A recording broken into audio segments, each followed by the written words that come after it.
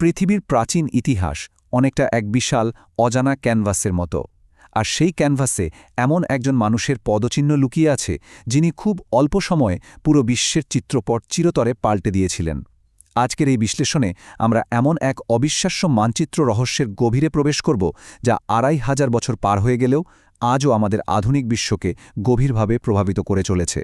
পৃথিবীর ইতিহাসে এমন কিছু মুহূর্ত আসে যা একেবারে নিঃশব্দে সবকিছু বদলে দেয়।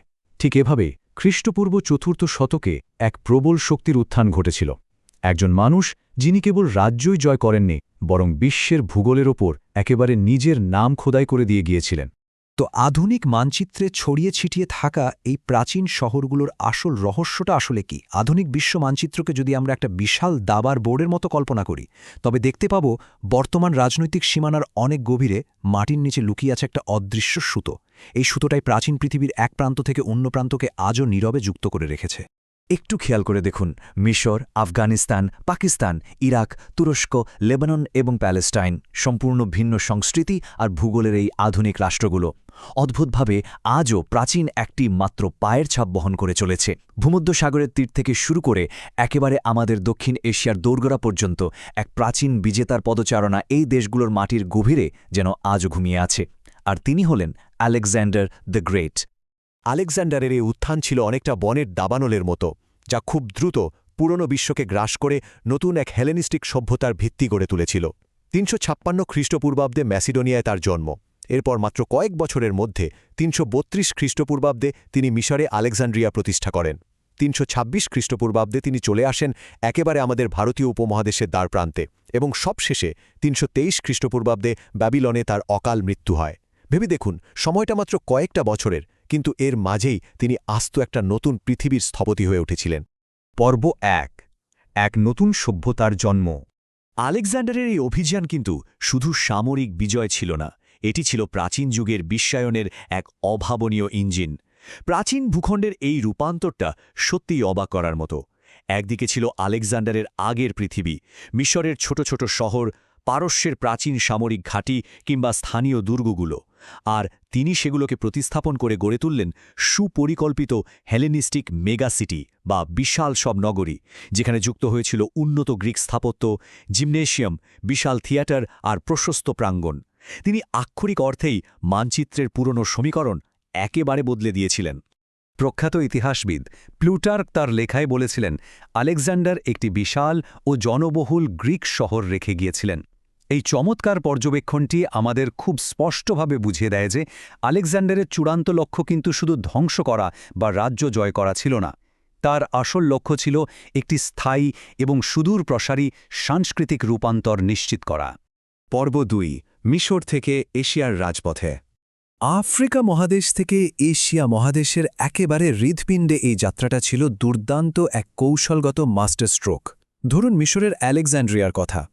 ৩৩২ খ্রিস্টপূর্বাব্দে প্রতিষ্ঠিত এই শহরটিকে গ্রিস এবং উর্বর নীলনদের উপত্যকার মধ্যে একটি জীবনী শক্তির মতো তৈরি করা হয়েছিল। খুব অল্প সময়ের মধ্যেই এটি প্রাচীন বিশ্বের জ্ঞান ও বুদ্ধিবৃত্তির মুকুটে পরিণত হয়। এর বিখ্যাত লাইব্রেরি আর জাদুঘর গ্রিক, ইহুদি এবং সিরীয় পণ্ডিতদের আকৃষ্ট করেছিল। এটি হয়ে উঠেছিল মেধা ও সভ্যতার এক অপ্রতিদ্বন্দ্বী কেন্দ্র। প্রাচ্যের দিকে আরও এগিয়ে যাওয়ার পথে বেশ কিছু কৌশলগত প্রবেশদ্বার অত্যন্ত গুরুত্বপূর্ণ ভূমিকা রেখেছিল, যেমন তুরস্কের ইস্কেন্দারুন, যা সিরিয়ার গেটের খুব কাছাকাছি অবস্থিত। আবার লেবাননের টায়ার শহর, যাকে সমুদ্রের মাঝে একটি নতুন পথ নির্মাণ করে মূল ভূখণ্ডের সাথে যুক্ত করা হয়েছিল। কিংবা ইরাকের কালাদকা দারবান্ধ, যা কুর্দি অঞ্চলে একটি সুপরিকল্পিত গ্রেকো রোমান বসতি। এই অবস্থানগুলোর প্রতিটি ছিল মেসিডোনিয়ান সেনাবাহিনীর জন্য একটি লজিস্টিক্যাল মাস্টারস্ট্রোক, যা তাদের পারস্য সাম্রাজ্যের আরও গভীরে আঘাত হানার সুযোগ করে দিয়েছিল। এখন এতদূর আসার পর একটা অত্যন্ত প্রাসঙ্গিক প্রশ্ন কিন্তু সামনে চলে আসে। বিশ্ব মানচিত্রের এই অভাবনীয় পরিবর্তনের প্রভাব কি আমাদের এই অঞ্চলেও পৌঁছেছিল?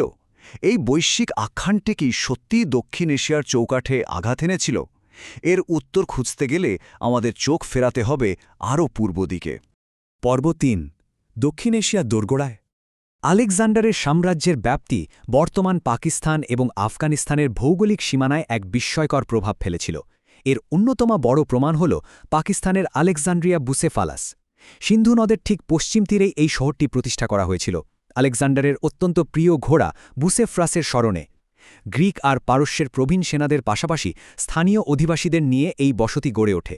মজার ব্যাপার হল, এই শহরের ধুলোমাখা ধ্বংসাবশেষে একসময় বিশাল পোতাশ্রয় ছিল, যা প্রমাণ করে এটি প্রাচ্য এবং পাশ্চাত্যের মধ্যে একটি বিশাল বাণিজ্যিক হাব হওয়ার জন্যই তৈরি করা হয়েছিল।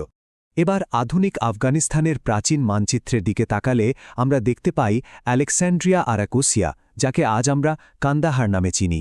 এটি পাহাড়ি গিরিপথ আর ৩টি দীর্ঘ বাণিজ্য রুটের একেবারে সংযোগস্থলে অবস্থিত। এরপর রয়েছে আলেকস্যান্ড্রিয়া আরিয়ানা, যা আধুনিক হেরাত, আর আছে আলেকস্যান্ড্রিয়া অন দ্য ককেশাস, যা আজকের বাগ্রাম। হিন্দুকুশ পর্বতের নিচে অবস্থিত এই শহরটিতে ২০,০০০-এরও বেশি বৈচিত্র্যময় মানুষের বসবাস ছিল। একটু ভেবে দেখুন, আধুনিক আফগান শহরগুলো মূলত এই প্রাচীন গ্রিক সামরিক ও বাণিজ্য কেন্দ্রগুলোর ভিত্তির উপরই দাঁড়িয়ে আছে। পর্ব ৪, ধ্বংস ও সৃষ্টির যুগলবন্দি। বিশ্ব অর্থনীতি ও সভ্যতার ইতিহাস অনেক সময় কিন্তু একটা দ্বৈত চরিত্রের উপর দাঁড়িয়ে থাকে। হেলেনিস্টিক বিশ্ব গড়ার এই মূল্যটার দিকে একটু লক্ষ্য করুন। একদিকে ছিল চরম ধ্বংস। প্যালেস্টাইনের গাজা শহরে ৫ মাস ধরে অবরোধ চলে, সেখানকার বাসিন্দাদের হত্যা বা বন্দী করা হয়। লেবাননের টায়ার শহরের পুরনো অংশ পুরোপুরি ভেঙে ফেলা হয় নতুন নির্মাণের জন্য। আবার অন্যদিকে ছিল অবাক করা সৃষ্টি। সেই একই গাজা শহরকে পরবর্তীতে হেলেনিক দর্শনের একটি প্রাণবন্ত কেন্দ্রে পরিণত করা হয়।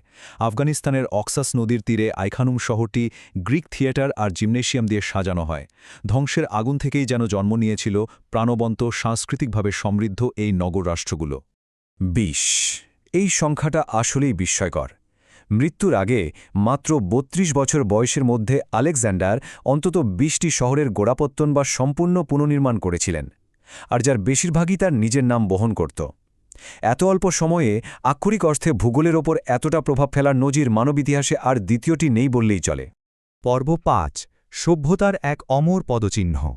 ইতিহাসের এই দীর্ঘ পরিক্রমায় আলেকজান্ডারের যাত্রা কেবল অতীতের কোনো বিচ্ছিন্ন ঘটনা নয়, বরং এটে মানব সভ্যতার এক দীর্ঘমেয়াদী উত্তরাধিকার। বিজিত ভূমিগুলোতে গ্রিক উপনিবেশ স্থাপন, প্রাচ্যে গ্রিক সংস্কৃতির ব্যাপক বিস্তার, এমনকি ১০ খ্রিস্টাব্দ পর্যন্ত বগ্রাম শহরের ইন্দো গ্রিক রাজধানী হিসেবে টিকে থাকা, এসবই প্রমাণ করে যে আলেকজান্ডারের মৃত্যুর সাথে সাথেই এই শহরগুলো হারিয়ে যায়নি। শত শত বছর ধরে এগুলো প্রাচীন বিশ্বের সাংস্কৃতিক ডিএনএকে একেবারে মৌলিকভাবে পরিবর্তন করে দিয়েছিল।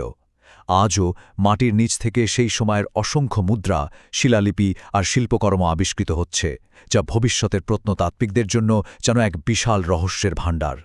ইতিহাসের প্রতিটি পরিবর্তন প্রথমে অদৃশ্যভাবেই শুরু হয়। হয়তো ভবিষ্যতের পৃথিবী আজই তৈরি হচ্ছে। এই প্রাচীন ধ্বংসাবশেষ আর মানচিত্রের রেখাগুলো আমাদের বারবার মনে করিয়ে দেয় যে অদৃশ্য শক্তিগুলো ২৫০০ বছর আগে বিশ্বকে নতুন আকার দিয়েছিল, হয়তো ঠিক তেমনই কোনো অদৃশ্য শক্তি আজও আমাদের আধুনিক বিশ্বকে নীরবে পাল্টে দিচ্ছে। মানব সভ্যতা কি তাহলে নতুন কোনো মোড়ে দাঁড়িয়ে আছে? আমরা কি ভবিষ্যতের জন্য প্রস্তুত? বিশ্বকে বোঝার এই যাত্রা আসলে কখনোই শেষ হওয়ার নয়। আজকের এই বিশ্লেষণটি আমাদের বর্তমান পৃথিবীর শিকড় কত গভীরে প্রতীত তারই একটি সামান্য ঝলক মাত্র। পৃথিবীর গভীরে লুকিয়ে থাকা এমন আরও অসংখ্য রহস্য আর আখ্যান নিয়ে আমরা আবারও হাজির হব। ইনসাইট হাইওয়ের সঙ্গে থাকুন, বিশ্বকে জানুন আরও গভীরভাবে।